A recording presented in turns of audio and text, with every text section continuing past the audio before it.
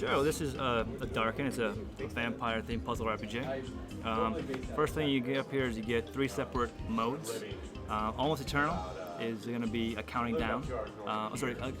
Basically, as many turns as you possibly can get. Bloody Countdown is like a hard hunter mode, kind of like Dungeon Raid had. Okay, cool. And this is something new that we've never seen before. It's called Sunrise Survival. The concept is, imagine you're a vampire out in the sunlight, and your life bar is now a timer. So you have to fight against not just the enemies, but the time. So we'll start with Almost Eternal.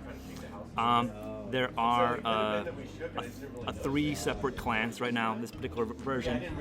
Only the first clan is unlocked, the beginning clan. And you have easy, medium, and hard. Okay. We'll demonstrate on an easy. That's usually the way to go. Yeah. And so that's you. Here's your life bar. And you collect resources just like you do in any sort of a Link 3 game. You collect coins, you collect moons. Enemies come on the board, they attack you. You connect teeth with enemies to dispatch them and get more health. You hook up hearts. The reason why we collect coins is because we have a way to upgrade how much damage our teeth is worth. Now, is that persistent, or is this just for this particular? Just for this particular game. Okay. So every time you come in, you're gonna have to go through upgrading your stuff. We have. So what you have though is, as you get more and more XP, you unlock new abilities, new passive abilities, new spells.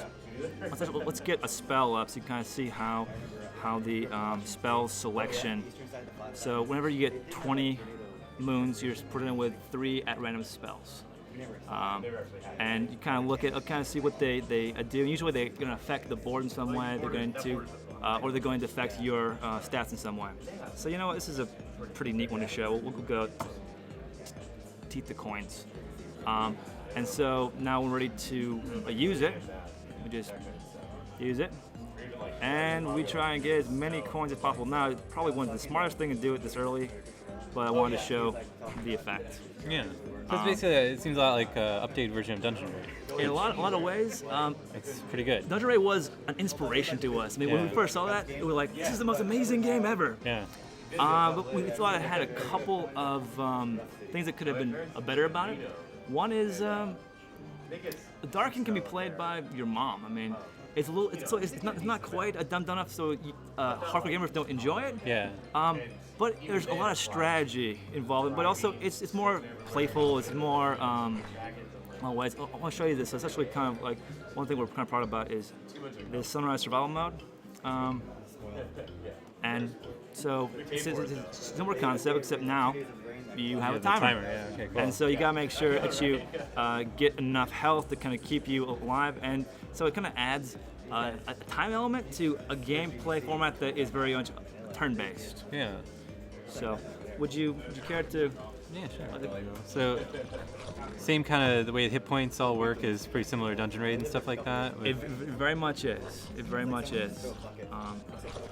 And we did the whole thing in Unity, so it's going to be available on Android, Windows Phone, cool. iOS. We also have specialized. So we made the grid fit in any sort of form factor. Oh, so, yeah. So it's a square, right? Like the. Well, so for example, there's the iPhone 5 version here, which I'll send you screenshots if you like. But format is actually a little bit different because you have a very much more of a widescreen format. Yeah, that's one of the things that the King guys talk about in their various talks is like how important it is if you're doing a puzzle game to have the square. So this right here, ratio. it's 8x6. Oh, an 8x6. So is it more difficult than on the iPhone or on the iPad? Because that has to impact the gameplay, right? Strangely, it does in a strange way. So actually, the iPad version only has one more tile than the iPhone 5 version. So this has a 40, this has a 449. But you'll notice it manifest in just strange ways. For example, and let me see if I can get. I feel a little bit silly. I didn't unlock some of their clans. Their clans have different play mechanics, right? For example, there's an assassin clan that if you link from behind an enemy, you'll do a double damage. Oh, cool.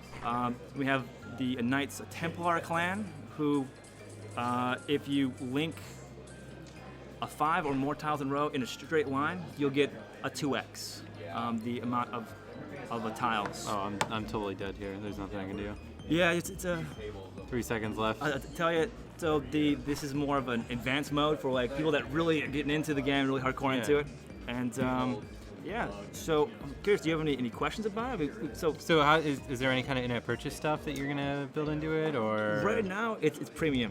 It is premium. You buy it, you get it, you play with it. We want to add additional modes. We want to add additional clans without having to, because I mean, this is a little more like off of the gaming topic, but as a business philosophy, I think that we're supposed to provide a value to our customers. And right now in the industry, it seems like that's not important as making money. No, yeah, I totally agree. Like that, it seems pretty toxic. So I just, my team really feels strongly about that. So as far as free-to-play goes, we might have an ad version at some point in the future to let everyone play it, but the whole pay-to-win model is distasteful to me. Yeah, no, I agree. So is this a boss guy that just spawned? It is. It's a boss guy. So you want to see what a boss does. He kind of hold over him like that. So this guy, he powers up every turn by munching on a peon. So we call these guys peons. These guys have different boss names. So it's pretty important to get rid of him ASAP. Yes, very much. I really need. Oh, you're playing a bloody countdown. Yes. So the concept of bloody countdown is similar to in Dungeon Red. It is 100 of the hardest turns you'll ever have in this game.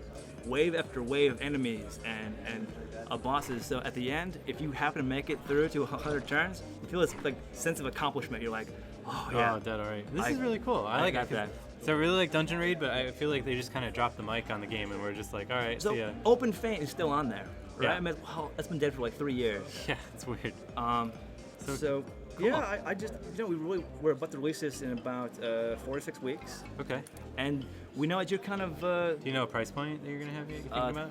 $299 in the States, $269 as far as a euro. Yeah, and well, like the whatever third tier price point. Whatever the conversion is. Yeah. That's what we're thinking at. Cool. So yeah, again, you're kind of the puzzle RPG.